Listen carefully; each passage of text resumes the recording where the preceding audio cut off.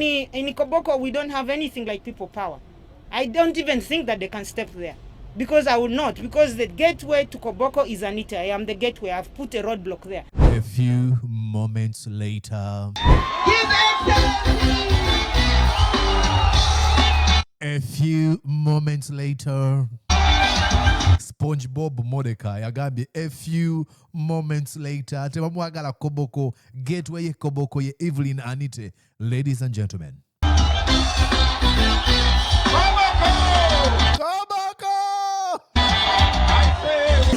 Bas, watch what's happening now. Buko na inesati eliko Museveni agamba supporting Bobi Wine is not a crime. Yabiwandika na mu face ya Museveni. Why?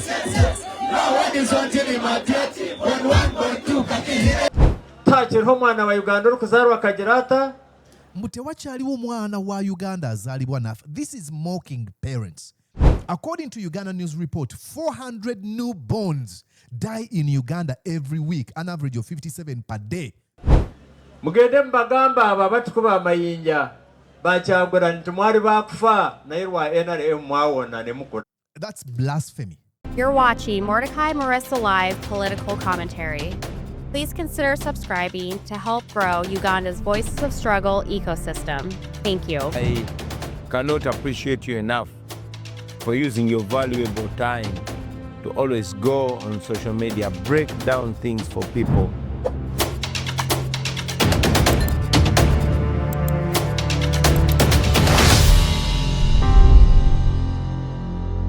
And yes, indeed, okusinzira munda mu ggwanga li United States of the America, ogamba oti okansulinti oli bulungi nze Mordecai Murisa, nkwaniza ku mukutu gu Mordecai Murisa live. Exactly. Yonna gy'osinzira okubeera ng'ogoberera nkwebaza nti webale nnyo webalire ddala. Good morning, good afternoon and good evening oba good day wonna wondabidde oba good night. Wagenda okwebaka. I have seen the subscription is flowing like streams of water. Is it water or water? Ochogera otya? Water or water? Amalala agali wano Mulisa. Abaana kabajje bakubba emisumaali. Nze ow'ekitiibwa omuteeketeeka omuggalatiya VVIP okusinziira mizindaalo wano ekibuli mu America. Oluzungu lwa mpuga mwaluwuddeko anyoola ebigambo. Mpuga papa please kankana. Anyways, weetegese tusimbule. Weetegese nkusaba okubeera nga weegatta ku mukutu guno. Tuli ku mission y'okweza abantu emitwalo ena ng'omwezi guno tegunaba kuggwako. Tubula ennaku mmeka? Ennaku ndowooza 9 zokka. Okay, njamba okukikola. Anyways, ladies and gentlemen, eno show ngenda kulaga a madman on the loose, omusajja omulalu. So saa kusaba kugamba nti laba show eno paka wegwerako. Simanyi wengenda kuzannyira akatambike. Maybe oba ketuba tusoosa. Musajja mulalu wa NRM yeetaaga kutwalibwa mu ddwaliro. Kuba byayogera omuntu n'ogamba what's wrong with you sir? Okay, n'otegeera nti ayinza okuba mulalu yeetaaga okubeera ng'afuna psychiatrist amukebera mugambe ki ky'oyogera. Okay, but before that kanagambe mbadde njagala okukabalaga kaneeno katutandike bwe tuti njagala ebigambo ebyono omukyala gwe bayita Evelyn Anite akola mu gavumenti ya Museveni yakkakkana ebigambo bino abyogera mukalulu kali akaggwa nene mukana akalulu era abamu wakyalina endowooza bwetyo. Tugenda bizannya tukulaga ekyabaddewo. Watch here. In Koboko, we don't have anything like people power. I don't even think that they can step there. Because I will not. Because the gateway to Koboko is Anita. I am the gateway. I've put a roadblock there. I have put the roadblock there. Now, we go to what is called a few moments later. To invite that and one person who sits in the Koboko. heart of everybody who wants freedom and change. His Excellency. A few moments later, SpongeBob Mordecai agambye a few moments later tebamwagala Koboko gateway ye Koboko ye Evelyn Anite. Ladies and gentlemen, Koboko!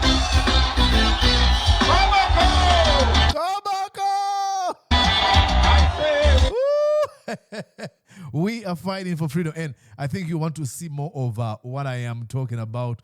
Koboko. Era mu kiseera kino amaze okuba nti ayingira ekibuga Koboko, abantu bangi nnyo. Gateway ekuyingize Koboko ye Evelyn Anite. A few moments later, amaze okuyingira Koboko. Bangi ddala abamwaniriza. Bangi ddala abamwaniriza. No Koboko ebye. Do these folks do these people like take time and be like, okay, I'm going to say this thing. It is very stupid, but I'm going to say it anyway.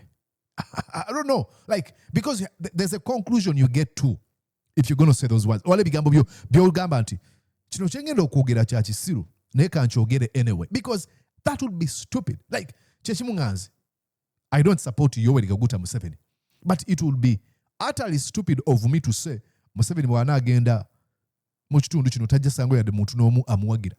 Nze akkiriza abantu okumuwagira. Like, is that egotistical view or what? It doesn't make any sense. Nti genda osome mu biseera byayita economic depression wano mu America. President aliko mu biseera ebyo. Polling rates zaali ziri wansi. Polling numbers. Naye bagenda mu kalulu yafunayo yafunayo abantu ebitundu 36 mu economic depression kubanga tuwangaira mu tribes kyebayita tribes. Mu economic depression ng'eggwanga America liri mu buzibu eyali yeesimbyewo nga yaviddeko depression eyo ate nyini yafunayo wakiri ebitundu 36 eby'abantu nga bimulonda.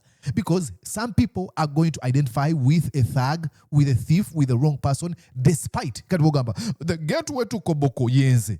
Like, you're setting yourself to be embarrassed. Ng'oli omukyala hatigira gwe bayitaani that charlatanic prime minister Robin Nabbanja. Bobi Wine ali kwija mbadde mbasaba musigale waka. Like, you don't do that. You don't. Gosh, I can't. Ebibala ebyavaayo omwaka oguwedde okubala abantu. Anyways, ladies and gentlemen, olwalisi ensonga egenda okunjogezaako ngambye kankatandike mukalabe. One, nenda kubalaga the height, the Museveni regime and propagandists and sycophants and lackeys and minions and lapdogs and simps kozesa ekigambo kyonna kyoyagala ekinyonnyola abantu abeeteefuteefu okukola kye bayita brown nosing, bakiyita ass kissing, you know, okukola buli kimu okwekkakkanya bagezeeko okusanyusa Museveni. Eyo height teyenkanika mpanvu nga bw'olaba peak ya Mount Everest. Kubanga wano mbu bano basaze bagenze mu NRM. Ulira ebintu bye boogera. Listen. Abawagizi ba NUP mu disitulikiti y'e Mayuge bavuddeyo ne balopa Kyagulanyi eri omukulembeze w'eggwanga nga babadde abatuma okulanga ebikolobero ku bannayuganda. Bano abavubuka bategeezezza Kyagulanyi abadde abagamba okukwata abakazi n'okubbanga ensolo ng'ente embi. Like, there's a certain amount of shame gy'otuuka nga tokyagirina. Mbu Bobi Wine abadde atugamba tukwate abakazi. Like, even voicing that, like, what? Kifu kiswaza n'okukyogera wala ebirimbo. Museveni simuwagira njagala ave mu bukulembeze as early as 30 years ago. Neso akusinzira n'okumukudu ngamba Museveni era bamukutte.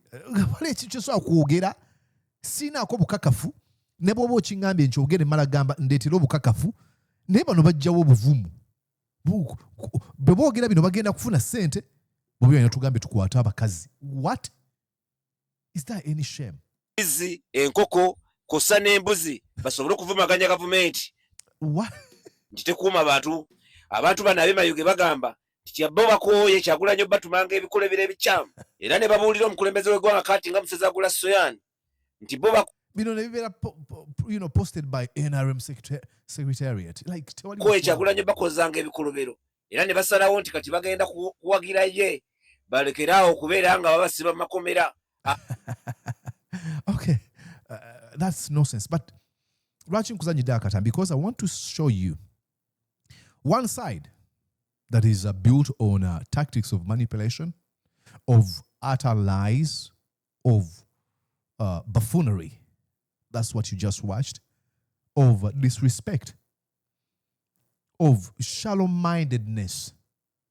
Then nkulage side endala ezimbidwa ku principle and integrity and love. Now, Bobi Wine yabadde Koboko. Bwe yabadde Koboko, mu audience mwabaddemu abantu abambadde T-shirts za NRM. I want you to see how Bobi Wine responds mwene embeera. Jukira bintu bibiri. Bali babaleetedde Museveni babaguze buguzi bagenda bawayo akasente boogere ebyo ebyekisiru. Kajjagala olabe ate ye Bobi Wine walaba abazze ku rwale ye nga ekibaleese bo bamwagala bwagazi. Tewali abawadde ensimbi, tebalina na kibasuubira kumufunamu. Akola ki? Watch here. Omuyimbi ono bamuyita Commodity yabadde ayimba.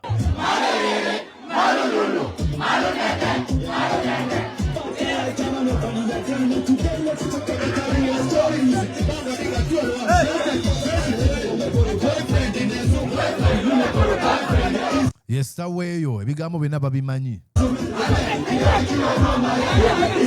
Bas, watch what's happening now. Buko na esaati eriko Museveni agamba supporting Bobi Wine is not a crime. Yabiwandiika na mu face ya Museveni. Why?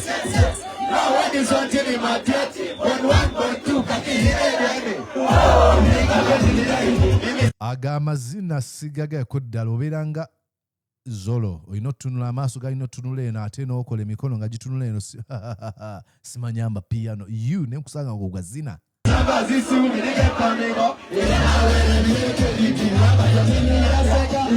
See, the kid is just having fun.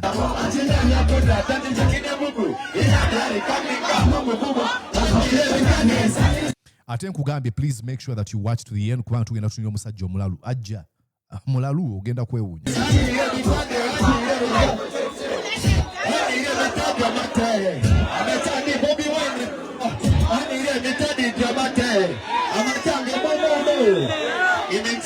Okay. Amaze okubeera noticed. Bw'amaze okubeera noticed, Bobi Wine atuuka okwogera. This is what happens. Wait a second. I think I saved that video right here. Oh, is it this one? They can give you money. Give you the yellow T-shirt. To go and tell the youth. I'm told we have some brothers and sisters who want to see the light. I also saw a young man here. Come here, my brother. Yes. He calls him Jangu. But you know we have the stage is about to break.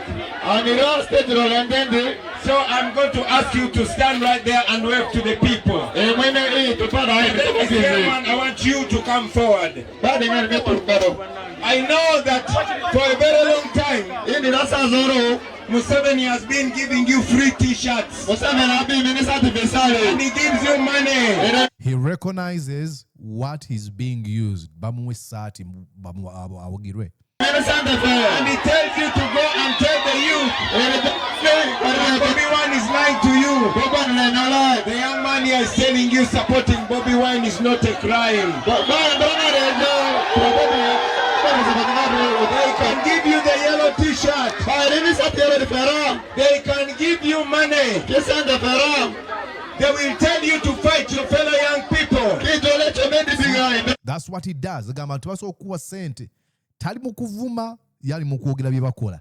They will tell you to fight the man who is fighting for you. They will give you 10,000 or 20,000 to vote for them. And after 5 years, you're going to be suffering the same way. I thank you, my brother, for sending your soul. And to all of you listening to me right now. Agamba webale nnyo totunda omwoyo gwo. Now, oyinza ogamba nti oyo yabaddewo. But I want you to note something. I'm going to show you another clip here. I was watching this, and I usually watch this so that you don't have to. Okay, let me get another clip here. When to break, and So I'm going to ask you to stand right there and wave to the people. I want you to come forward. Right, your fellow young people. Museveni is an old man. Tomorrow or the other day. Next week or next month. Okay. Now, I was Where I say?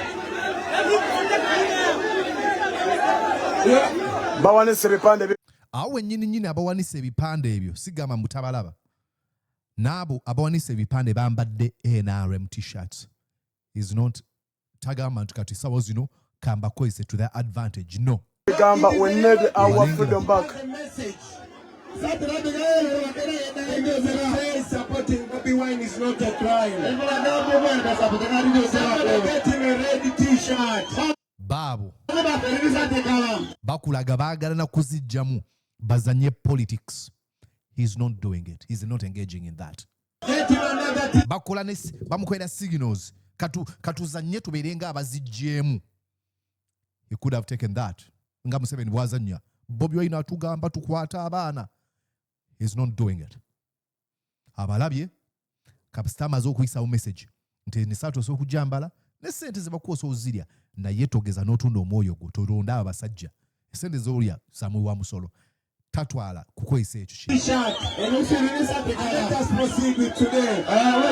You see, ono yetegese okugijjamu akolenga akakodya akalaga nti tukyaye Museveni oba kwate bagiyuze. Bobi Wine is not playing that. Our power, people power. Now listen, my brothers, because the time is fast running out. He's moving on to another thing. Now, that's principle.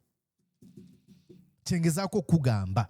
You won't see this in bali simanya ba analysts babikola simanya. They don't even care. Chebaliko, it is criticizing Bobi Wine all the time. And again, you should have an extra eye. You need this kusatu and they did a baby. Morisa way one. I'm kidding. But I saw that and I'm like, this needs to be shown to you guys, okay? Anyways, ladies and gentlemen, katina bagambye nti tugenda kutunulira omulalu. This is the moment okubalaga omulalu ali waneeno. Okay. Oh no. Ye yawangula Theodro Sechikubo mu kifo ky'Eremiyaga ye General Ashande. Njaga owulirize omutwe gwe kye gumugamba. Ninyenda kubasaba. Njagala kubasaba. Kutwagira mu kishaka. Bwe twagenda mu nsiko. Kimwe bitwakozere kikuru munonga. Ekimu ku bye twakola ekikulu ddala. Nokureba ngo buli mwana wena orazarwe akure atafa. Kwe kulaba nti buli mwana yenna anaazaalibwa akule nga tafudde. Wow! Abasajja abagezi bano baleeta akantu akagaana omuntu okufa.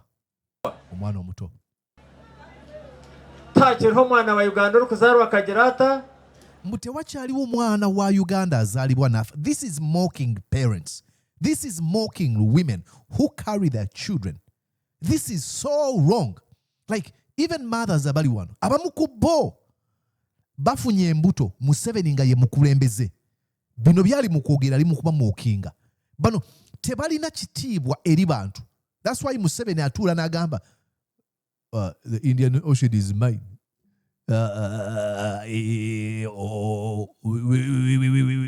We've been keeping them in a fridge. Like, disregard of people's lives.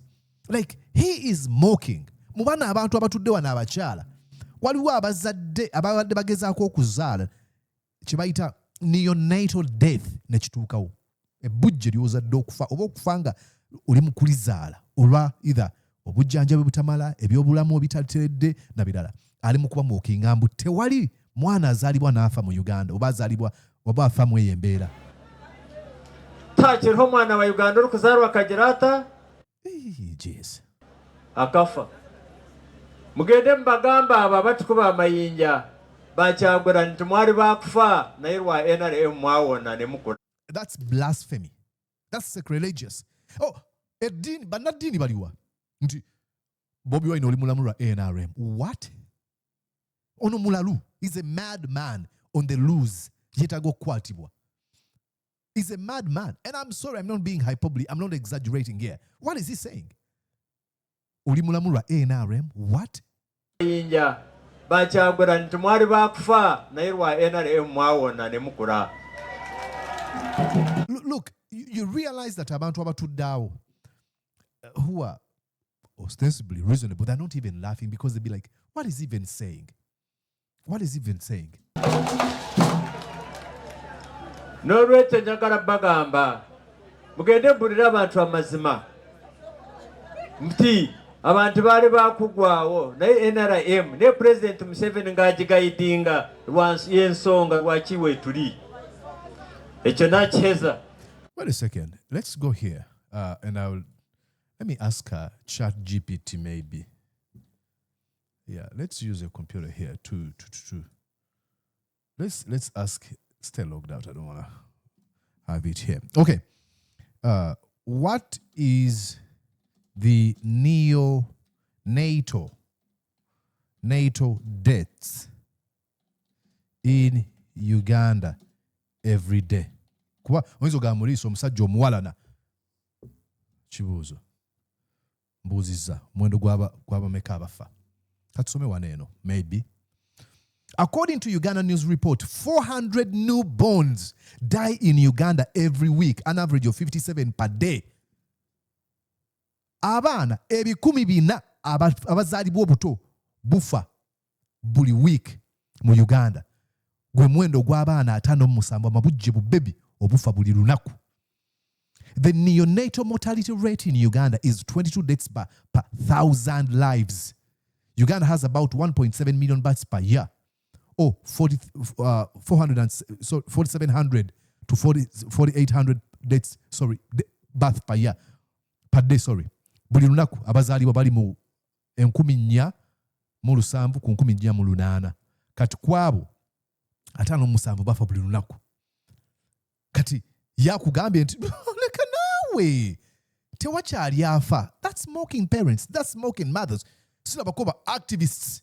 Abakyala abalwanira eddembe ly'abakyala. Naye singa Bobi Wine akola ekintu, comment ne ulikanga oba alumbye abakyala. Nze akulira ekibiina ekigatta abakyala. Twagala okutegeeza tetuli byabufuzi. Naye ekigambo Bobi Wine kyeyogedde kibi nnyo. Tusaba akijjewo akisiimuule ayeetonde. When do you respond to these lies? Because kati ambanyo abantu balimbye mu kitundu batudde. Because abamu abazanyirako ku mutwe n'abalaga nti ye wanjawulo oba mugagga mu ngeri emu oba endala. And that's not all. Badenda kuvuma ekyo nkizizaayo. Leka nkulageko emitwe gy'abantu bwe gikola gino. Mu lukuŋŋaana lw'okwogerako eri abantu. Take a look at the example. This is a madman, a very disturbed man. Ariwa jangu. Yayise omulimi w'emmwanyi.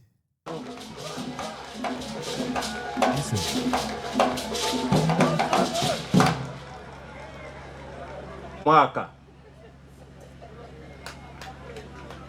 Emmwanyi okuva lw'ogisimba n'olw'ogikungula n'ogitunda oyingiza sente mu nnaku mmeka? Bali mu kwerangira nze nkusinga obugagga nze nnunda ente gw'olunda. Amazima ku nyingiza ya buli lunaku ow'amata onsinga. Sigamba mata ngamba small scale industries. Amakolero gano amatini sikagenda nga musijja kulimba. Kakati tuula nze nkusinza sente. Era onsinga. What's that? What is that?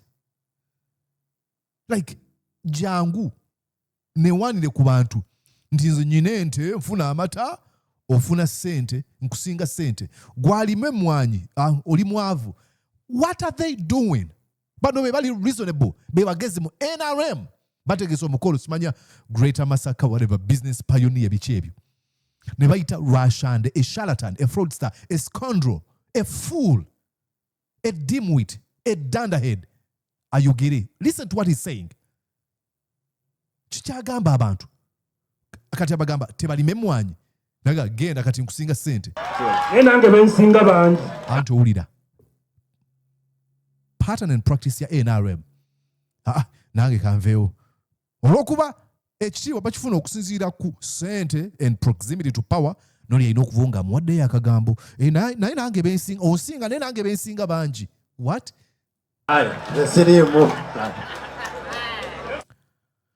Musajja mulalu is a madman that should be taken for mental examination.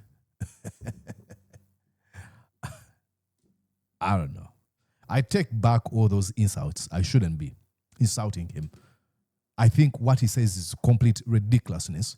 I don't know about him. He's a good grandfather.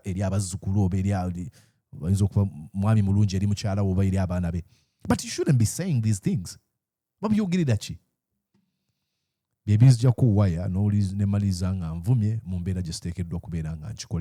So I am sorry. All right, you know the drill. Please make sure that you subscribe to this feed. Njakuba nkusima.